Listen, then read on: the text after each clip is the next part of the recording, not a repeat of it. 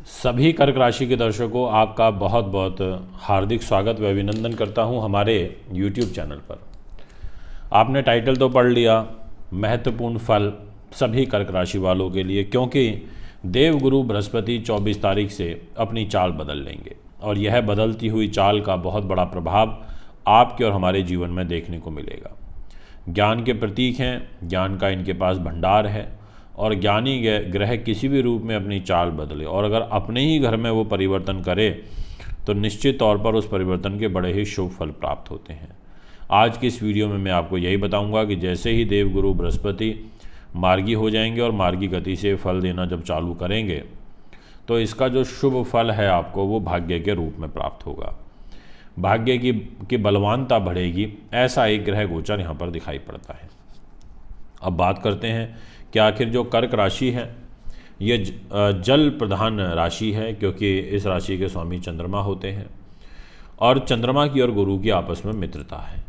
अब ऐसी स्थिति में गुरुदेव का वक्री से मार्गी होना, भाग्य स्थान पर होना, ये बड़ा शुभ फल की ओर इशारा कर रहा है।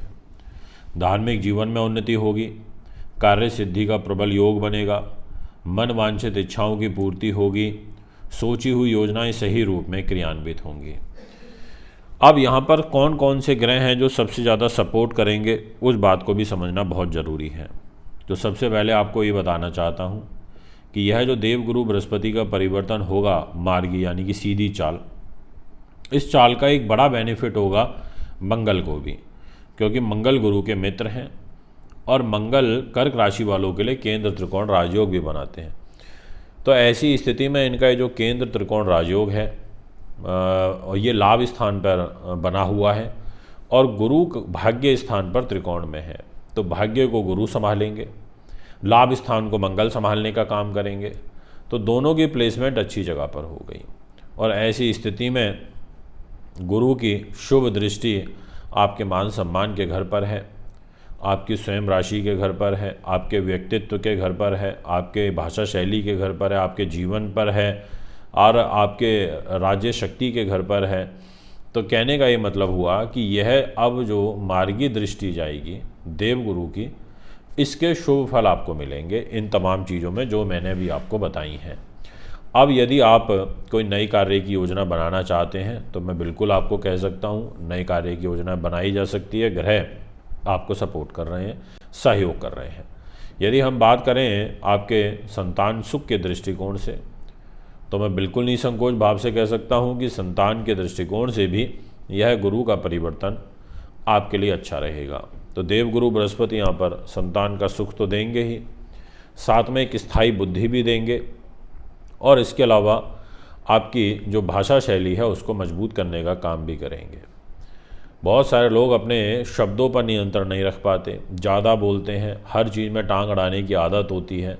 तो ऐसे जो जातक होते हैं, अगर वो कर्क राशि के हैं तो यहाँ पर देवगुरु बृहस्पति आपको अपना आशीर्वाद दे देंगे, ऐसा कुंडली यहाँ पर कहती हुई नज़र आ रही है। इसके अलावा जो लोग टेक्निकल एजुकेशन में कार्य कर रहे हैं उनको यहाँ पर विशेष रूप से लाभ प्राप्त होगा, ये मैं कर्क राशि के सभी दर्शकों को बता देना चाहता हूँ।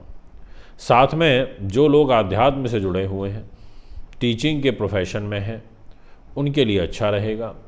जो लोग रिसर्चर हैं उनको यहाँ पर कोई विशेष सफलता मिलेगी, ऐसा आपकी जन्म पत्रिका यानी कि आपकी राशि इशारा कर रही है।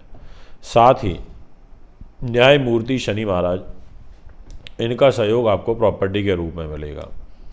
न्यायमूर्ति शनिदेव स्वयं मार्गी हो चुके हैं 22 अक्टूबर से 23 अक्टूबर से 2022 में। अब यहाँ पर इनकी तीसरी दृष्टि देवगुरु बृहस्पति के ऊपर रहेगी और गुरुदेव स्वयं भाग्य स्थान में बैठे हैं। तो यहाँ पर एक सुंदर योग बन जाता है और एक संबंध बन जाता है दाम्पत्य जीवन का, भाग्य का, आपके मान सम्मान का, आपकी पराक्रम का, विल पावर का और आपके संतान बुद्धि और उन्नति के घर का।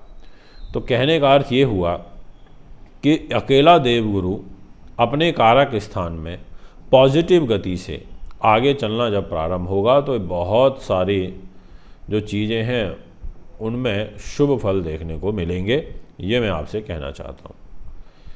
देवगुरु बृहस्पति यहाँ पर एक विशेष फल देंगे और वो विशेष फल होगा उन लोगों के लिए जो जल सेना में है, यानी कि नेवी के अंदर हैं, वायुसेना के अंदर हैं, और विशेष रूप से जो लोग वाटर से रिलेटेड काम करते हैं उनको यहाँ एक ये विशेष फल देंगे। इसके अलावा इनका विशेष फल और प्राप्त होने वाला है, और वो है उन लोगों को जो बड़े स्तर पर बैठे हैं या जो बड़े अधिकारी वर्ग से ताल्लुकात रखते हैं, एडमिनिस्ट्रेशन के अंदर हैं, उनके लिए भी यहाँ पर कुछ अच्छी परिस्थितियाँ मुझे कुंडली अनुसार बनती हुई नज़र आ रही हैं।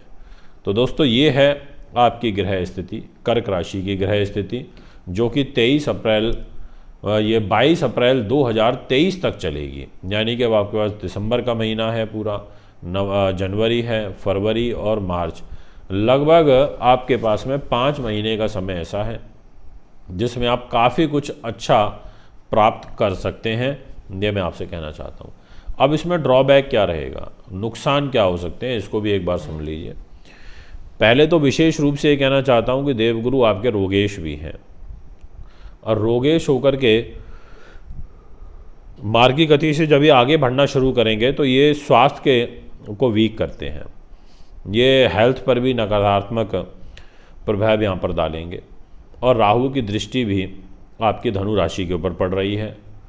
तो ऐसे में शुगर के रोगी ध्यान रखें, जिनको बीपी रहता है वो लोग ध्यान रखें, ये मैं कहना चाहूँगा। और जिनको आंतों में प्रॉब्लम चल रही है या हर्निया की शिकायत चल रही है, डायलिसिस चल रहा है, लीवर किडनी की प्रॉब्लम है, तो उन लोगों को ध्यान रखना पड़ेगा।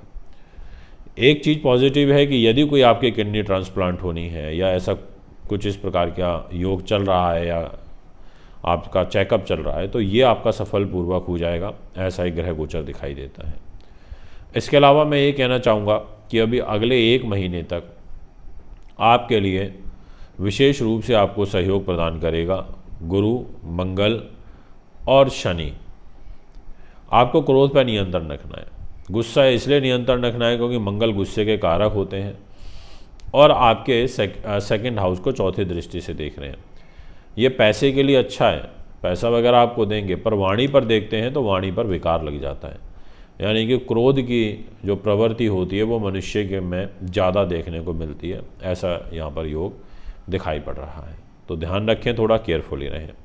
दोस्तों ये है कर्क राशि का फल।